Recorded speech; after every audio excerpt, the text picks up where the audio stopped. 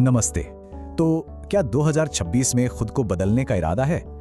अगर ये टालम-टोल और ठहराव का जो चक्कर है ना, उसे तोड़ना है तो ये विश्लेषण बिल्कुल सही जगह है। चलिए सीधे मुद्दे पर आते हैं। तो एक सवाल है, क्या आने वाला साल भी पिछले सालों की तरह ही बीत जाएगा?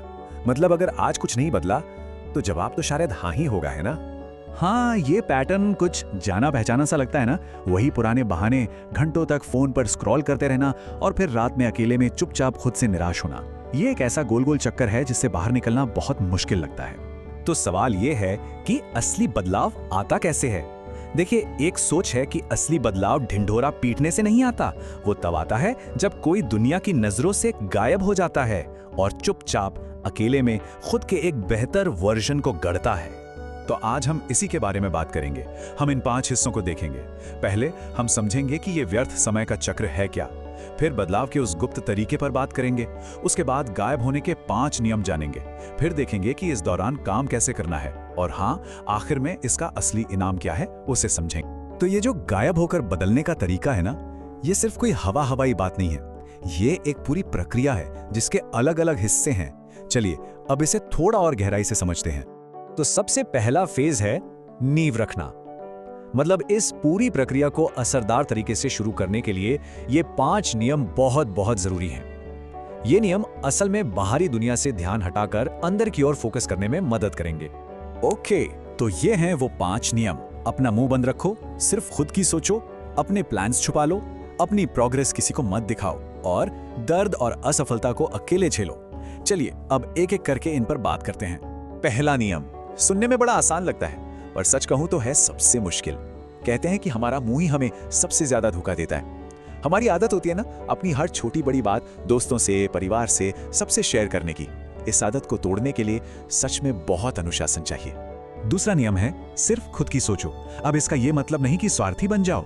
इसका मतलब है कि लोग क्या सोचेंगे, इस एक विचार को दिमाग से पूरी तरह निकाल देना। आपसे सिर्फ एक ही राय है जो मायने रखती है, अपने आदर्श, फ्यूचर वाले आपकी राय। उसकी राय 100% है और बाकी दुनिया की 0%। तीसरा नियम कहता है अपने बड़े बड़े प्लान्स को, अपने सपनों को छुपा कर रखो। ऐसा क्यों? क्योंकि जब हम अपने प्लान्स के बारे में बहुत ज्यादा बात करते हैं ना, तो उन्हें पूरा करने की जो असली एनर्जी होती है वो कम हो जाती है। और इससे जुड़ा एक चौंकाने वाला आंकड़ा भी है। कहते हैं कि हर बार जब आप किसी को अपना प्लान बताते हैं तो उसके सफल होने की संभावना 5% तक कम हो जाती है, सिर्फ एक बार बताने से। यह बात अपने प्लान्स को गुप्त रखने के लिए काफी बड़ी वजह है। ओके, चौथा नियम, अपनी प्रगति का दिखावा मत करो। जब आप ट्रांसफॉर्मेशन के बीच में होते हैं और अपनी छोटी मोटी सफलता दिखाने लगते हैं, तो होता क्या है कि आपका पुराना वाला ईगो जाग जाता है और ये आपको खींचकर वापस वहीं ले आता है जहां से आपने शुरू किया था।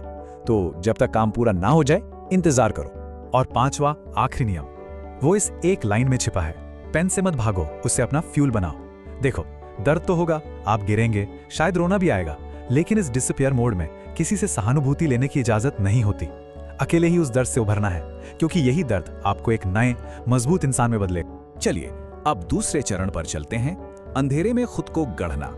अब जब हमने अकेले रहने के नियम समझ लिए हैं, तो अब ये जानने का समय है कि इस दौरान असल में करना क्या है, काम क्या करना है।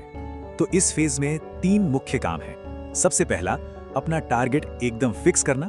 दूसरा, अपनी पूरी जिंदगी को उसी एक गोल के आसपास घुमाना।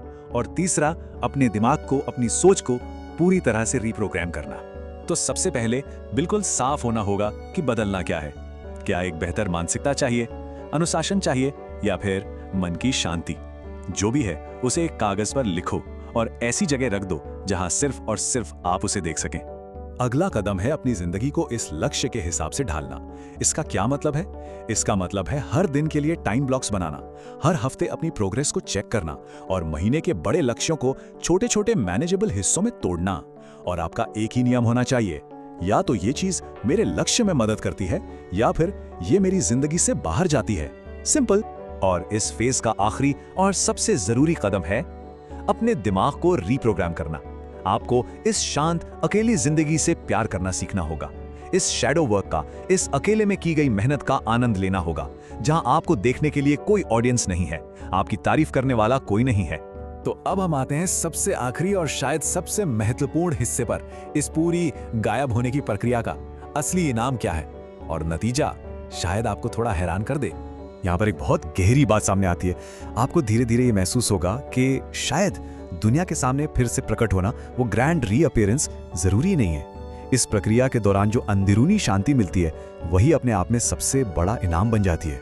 तो ये विश्लेषण आपको इसी एक सवाल के साथ छोड़ता है, क्या जिंदगी में आगे बढ़ने के लिए बाहरी दुनिया की तारीफ, उनकी प्रशंसा जरूरी है या फिर अंदर की शांति ही काफी है? इस पर सोचिएगा जरूर।